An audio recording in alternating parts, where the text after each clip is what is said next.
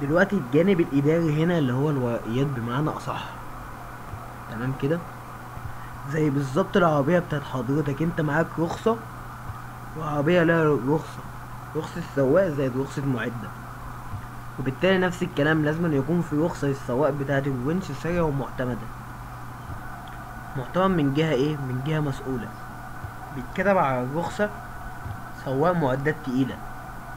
تقريبا المركز اللي بيدربهم اللي هو موجود في 6 أكتوبر أو العاشر من رمضان، ده المركز اللي بيدي رخصة القيادة للسواقين.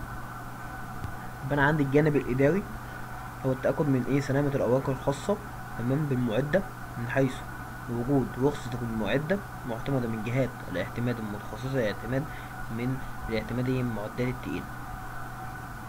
طب ده الورق بتاع السواق. الورق بتاع الونش بقى قال لي برضه لازم يكون ليه رخصة للونش معتمدة من جهة معتمدة، بجانب انه لازم يكون معاه شهادة معايرة.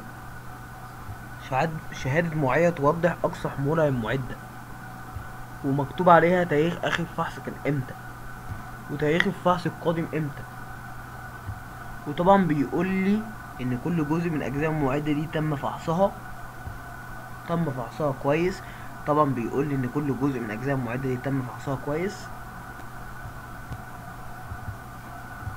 والشهادة دي لازم طبعا تكون صادرة من جهة معتمدة.